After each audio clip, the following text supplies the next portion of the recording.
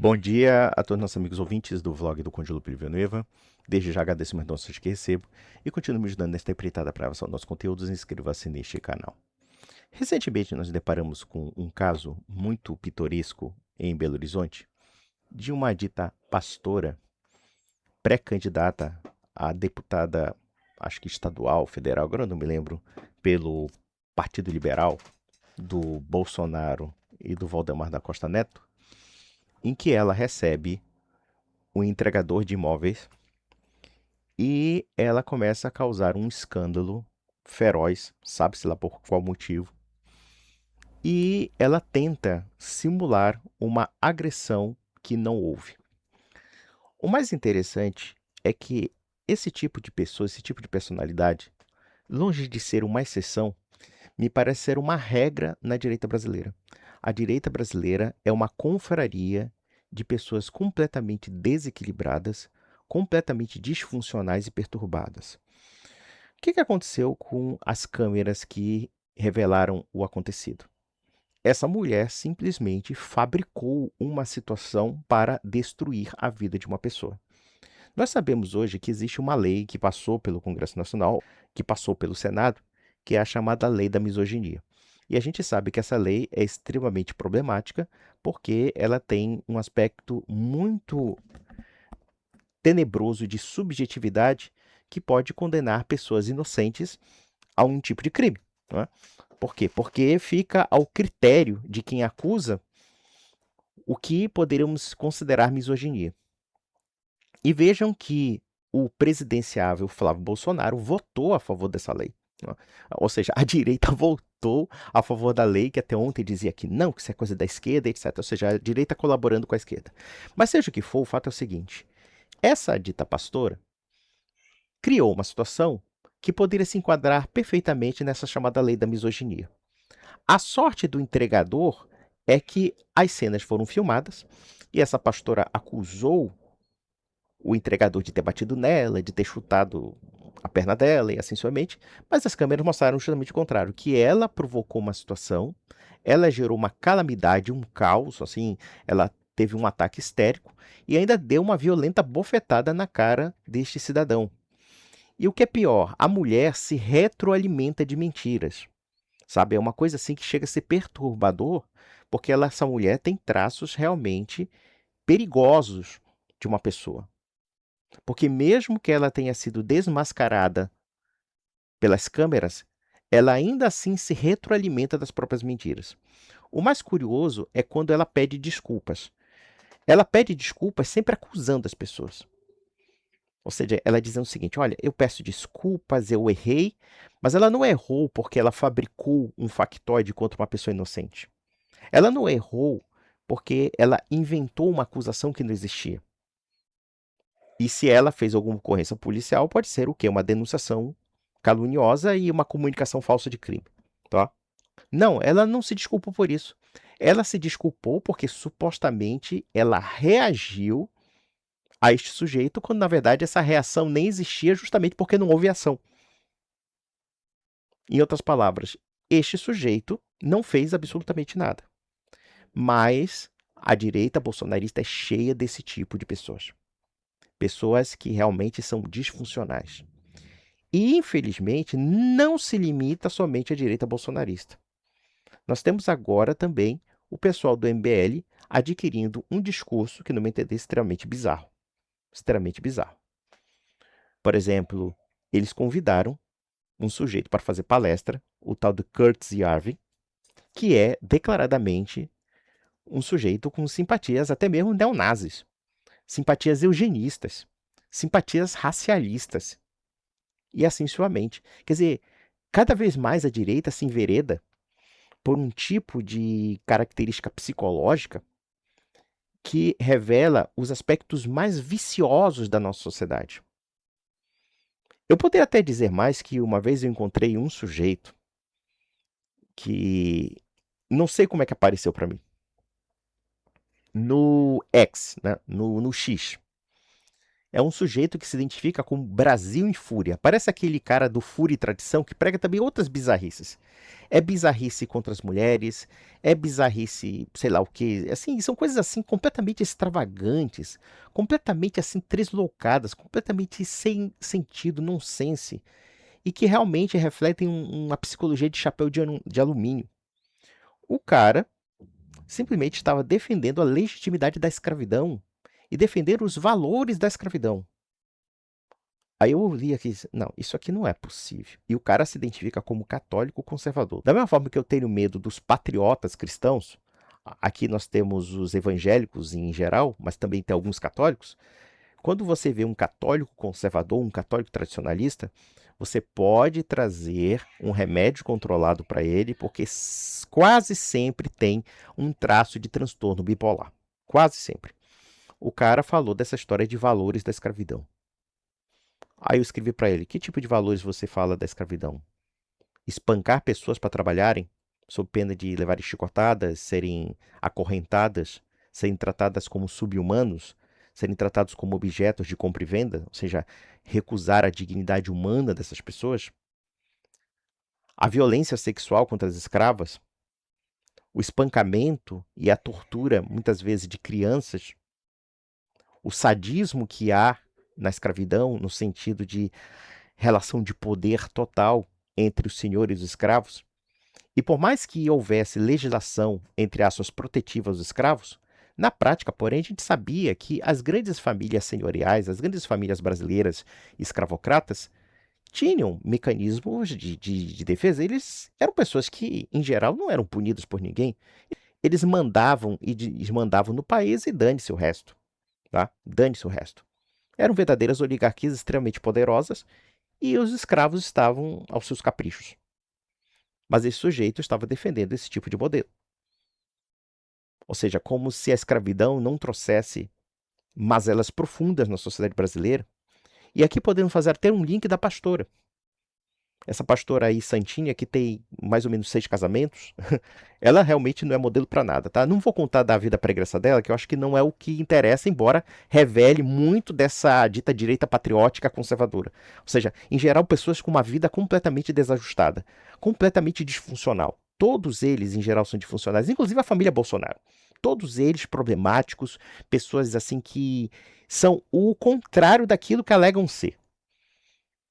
Mas observem que essa pastora, quando chega para um entregador de imóveis e ela bate nele, espanca-o, acusa-o de fazer coisas, inclusive querendo dar carteirada, dizendo que vai ligar para cicrano, fulano, etc., isso é claramente a mentalidade dos valores da escravidão.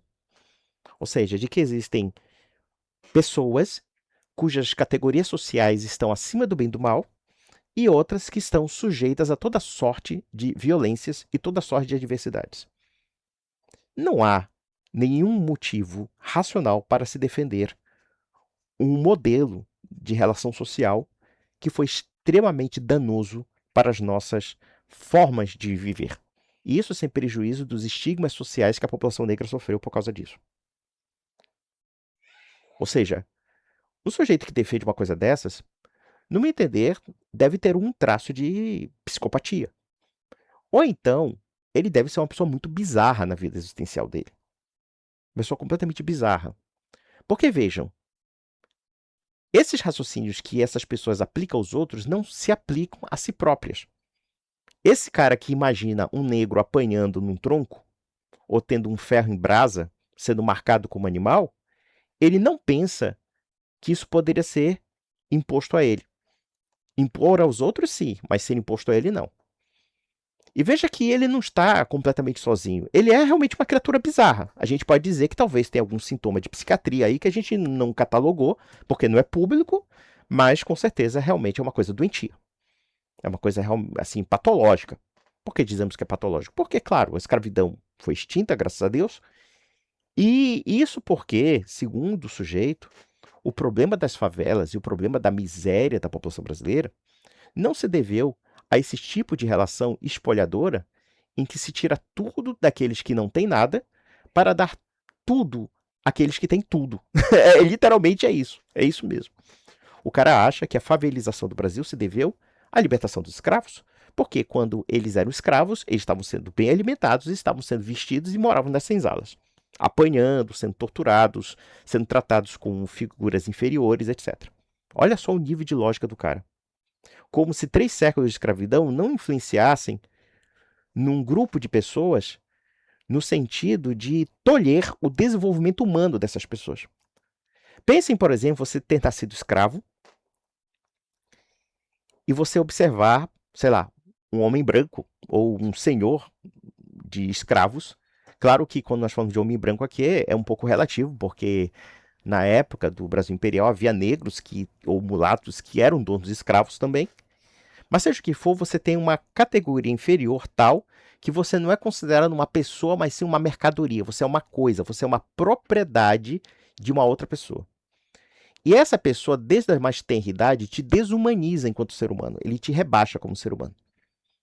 E qualquer coisa que possa contestar a vontade dele é motivo de violência física. Essa violência física te domestica.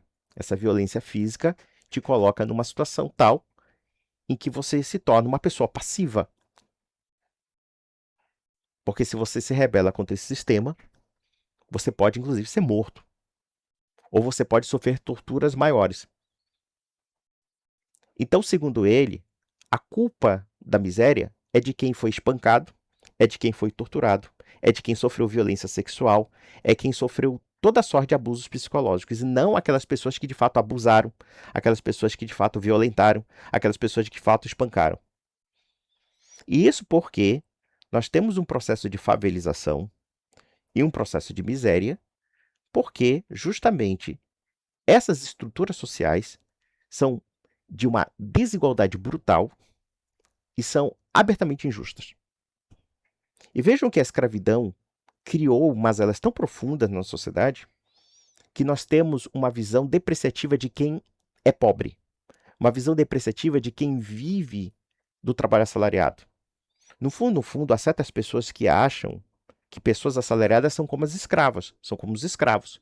Ou seja, são destratados, são maltratados, são desqualificados enquanto seres humanos, e assim sucessivamente. E isso porque, quando houve a libertação dos escravos, não foi dado nada a eles. Simplesmente eles foram jogados a Deus dará, foram abandonados. Nunca foram instruídos, nunca foram amparados, nunca tiveram nada, não planejaram nada.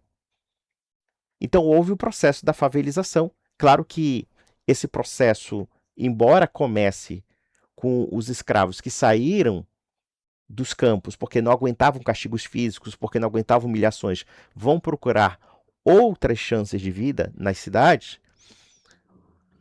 As favelas propriamente ditas como conhecemos hoje é um fenômeno moderno, não é um fenômeno antigo. Vai por volta dos anos 60 e 70, com a industrialização do país, a urbanização do país, só que uma urbanização desenfreada, uma urbanização que, como sempre, trata o pobre como merda.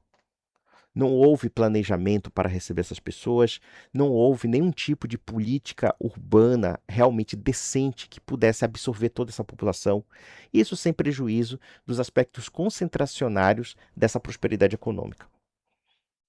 Mas, segundo esse animal, o problema da favelização é porque nós não temos mais escravos.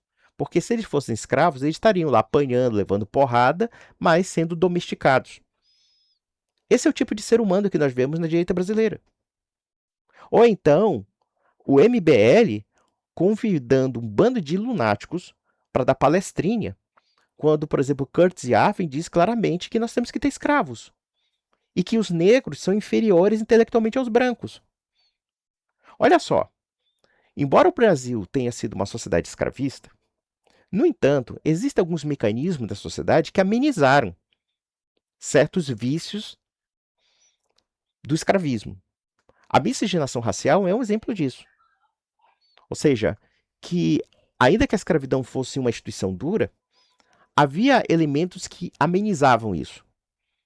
Elementos que suavizavam esse aspecto violento da nossa história.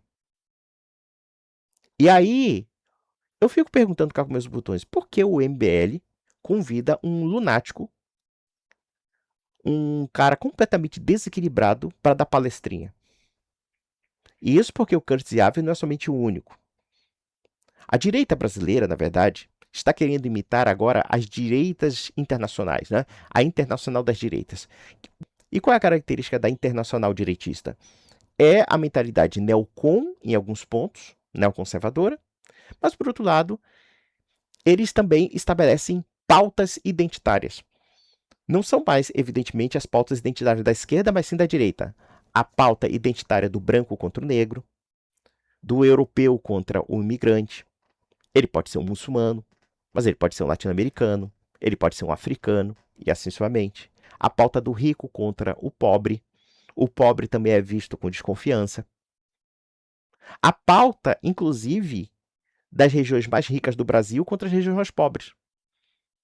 Vejam que aquele Matheus Batista lá de Joinville, com muitos outros ali, quando falam do Pará, quando falam do Nordeste, quando falam das pessoas pobres, é com mais devido desprezo.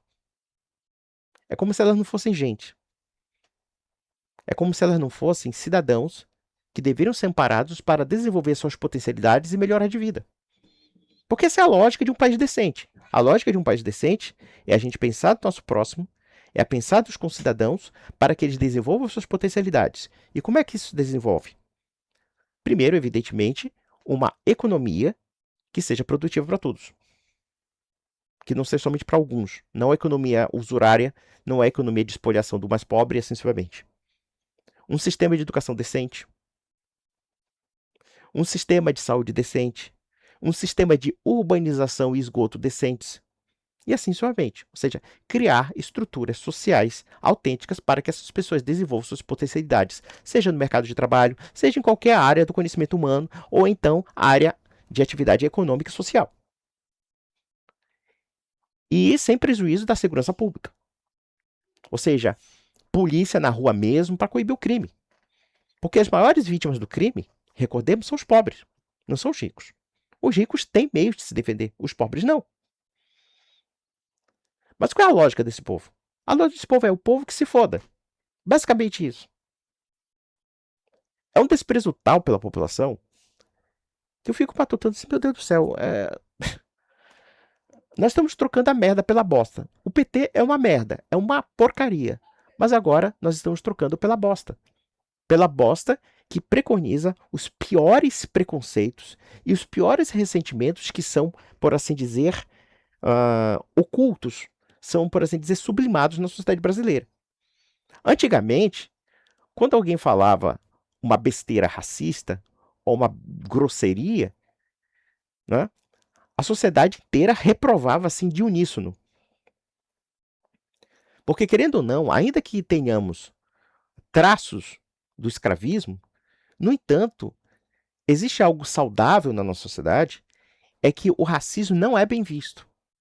Ao contrário do que se imagina, ainda que a nossa sociedade tenha problemas com racismo, mas uma pessoa que começa a falar umas besteiras dessa, existe uma automação da sociedade de observar que aquilo ali realmente não é certo. Então isso é uma mudança de mentalidade muito boa. É muito positivo isso. Eu não estou levando em questão o movimento negro, porque o movimento negro não contribui para isso. Isso é da cultura nossa. Por quê? Porque sendo uma população miscigenada, então para nós, porque da mesma forma que nós somos descendentes de negros e de indígenas e de europeus, de fato, nós tratamos isso como parte da nossa existência. E, no entanto, as direitas políticas querem ressuscitar coisas completamente bizarras, que já foram superadas até. É como esse idiota dizendo que a escravidão não foi ruim. Isso não é sério, cara. E o mais engraçado é ele me chamar de esquerdista, quando, na verdade, ele estava defendendo a ditadura do Daniel Ortega na Nicarágua. Eu disse, não, pera, que merda é essa? Que merda é essa? Aí o cara se justificou dizendo porque ele era antiliberal. Então, na cabeça deles é o seguinte: como eles veem o liberalismo, o parlamentarismo como algo ruins em si mesmos, então qualquer tipo de regime autoritário e arbitrário vale. Não importa se esse regime possa ser pior do que um sistema liberal. Então vale. Vale a ditadura do Ortega, vale ele perseguir a Igreja Católica. E esse idiota se identifica como católico, hein? Ah, não, é verdade. A única coisa ruim é que o Ortega persegue a igreja. A única coisa ruim, cara? Vai tomar no seu cu, cara. Vá pra puta que te pariu, meu filho. Isso faz parte da própria lógica do regime dele. É um regime que tem influência de esquerda. E você me acusa de esquerdista apoiando o regime autoritário de esquerda. Só porque você é contra os anglo-saxônicos, porque você é contra a democracia americana, foda-se a sua opinião. Porque, pela sua opinião, milhões de pessoas estariam agora cativas, apanhando, sofrendo violência sexual, sendo torturadas. E o cara vem com esse papo de trabalho e disciplina do trabalho. Esse meu filho, deixa eu falar uma coisa. Disciplina do trabalho não significa violência no trabalho, espancamento, tortura, pressão psicológica. Das duas, uma. Ou você vive num mundo muito próprio, de um retardamento mental sério, ou você tem traços de sociopata. Eu diria, inclusive, que o Ministério Público deveria pegar no pé desse tipo de gente. Porque esse tipo de gente é tão bizarro, tão grosseiro, tão estriônico, que eu estou começando a ver realmente que a direita brasileira é uma confraria de gente delinquente. É uma confraria de delinquentes. É por isso que eu me afastei desse povo, porque eu tenho sanidade mental. Eu não vou defender o racismo. Eu não vou defender a inferioridade dos negros, dos indígenas, dos mestiços, que fazem parte da nossa cultura e nossa história. E vejam que, com toda a violência que os negros sofreram, isso é. A gente tem que reconhecer, aconteceu isso, com todos os aspectos de abrandamento que querem dar à escravidão brasileira, mas, abrandando ou não, nós brasileiros fomos o povo mais escravista do Ocidente, junto com Portugal. Portugal e Brasil foram um dos povos mais escravistas do mundo ocidental. Isso é uma vergonha para nós. Nem o mundo hispânico foi escravista dessa maneira. Pelo contrário, havia até restrições a essa ideia da escravidão no mundo hispânico com mais força do que no mundo português. E a gente não tem que se orgulhar disso. A única coisa boa, se é que podemos dizer, da escravidão é que nós temos os negros aqui, que fazem parte da nossa cultura. Ainda que os meios tenham sido terríveis. A única coisa boa, no meu entender, é que existem negros no Brasil. Eu vejo como um fator positivo a população negra brasileira. Eu não vejo nem algo, nada negativo nesse sentido. Tudo bem, eu posso até não gostar das religiões de matriz afro-brasileira ou coisa parecida, porque elas me parecem supersticiosas, porque eu sou católica, sinceramente. Mas com relação ao resto, para mim, a população negra me parece benévola, contribuiu muito para a história do Brasil, e a despeito da escravidão e da violência, o que nós temos de pessoas negras e pardas talentosíssimas, inteligentes, não está no gibi. Não está no gibi. Então, quer dizer, o sujeito tenta restaurar algo que, se fosse aplicado na prática, destruiria as forças intelectuais, destruiria o vigor do país. Então, quer dizer, esse tipo de gente que hoje diz representar a direita brasileira conservadora. Então não dá pra levar a sério isso, cara. Isso é uma palhaçada. É um bando de gente louca. Gente que deveria estar ou no hospício ou no presídio.